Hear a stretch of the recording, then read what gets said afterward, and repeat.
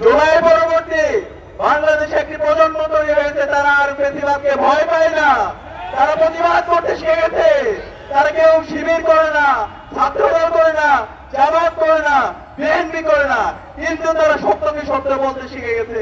জুলাইয়ের পরে আমাদের স্বপ্ন ছিল একটি ইনসাফ ভিত্তিক বাংলাদেশ বিনির্মাণ করা, এবং এই জুলাইয়ে ফ্যাসিবাদের বিরুদ্ধে দীর্ঘদিন ধরে যারা লড়াই করেছে সেই সকল স্টেক হোল্ডারদেরকে সাথে নিয়ে একটি ঐক্যবদ্ধ বাংলাদেশ বিনির্মাণ করা। কিন্তু আমরা দেখতে পেয়েছি জুলাই কিছু ঠিকাদাররা সেই ঐক্যকে বিনষ্ট করেছে। জুলাই যখন কারফিউ জারি করা হয়েছিল, ইন্টারনেট ব্ল্যাক আউট করা হয়েছিল, সেই সময়ে ঢাকার যাত্রাবাড়ি, মিরপুর, রংপুর, ঢাকা সহ সারা দেশে বিপ্লবী জনতা তার রাস্তায় নেমেছিল। RICL TMX, যুগের পর যুগ স্থাপনা থাকে মজবুত। আমরা দেখতে পেয়েছি আমাদের যাত্রাবাড়িতে আমাদের কওমি এবং আলিয়া মাদ্রাসার শত শত শিক্ষার্থী তারা শহীদ হয়েছে। সাভারে আমাদের শত শত শ্রমিকরা তারা জীবন দিয়েছে।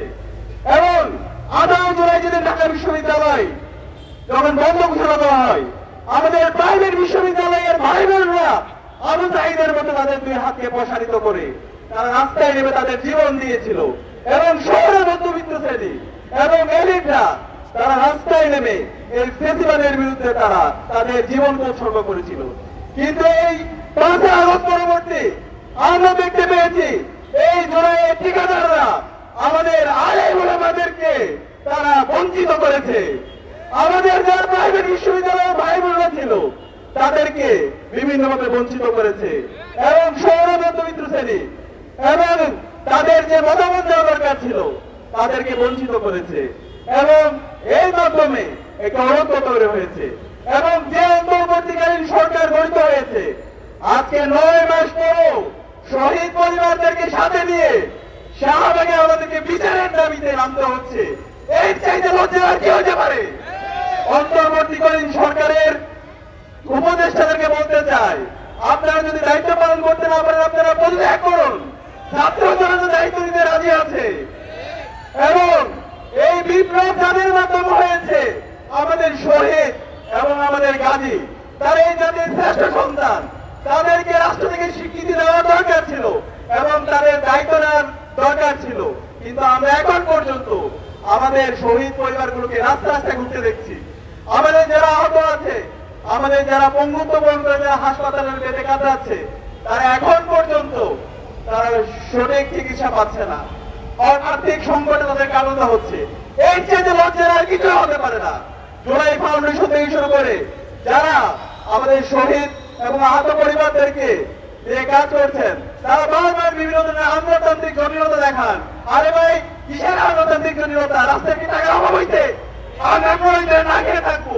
আমাদের শহীদ পরিবার, আমাদের যারা গাজীরা আছে তারা কষ্টে থাকবে, সেটা আমরা মেনে নিব না। আমরা অন্তর্বর্তীকালীন সরকারকে অনুরোধ করবো, অনেক হয়েছে।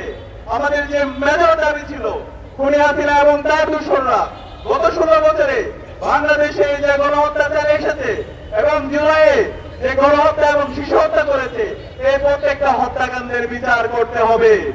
এবং আমাদের যে প্রতিষ্ঠানগুলো ভেঙে চুরমার হয়ে গেছে সেই প্রতিষ্ঠানকে নতুন ভাবে রিফর্ম করতে হবে।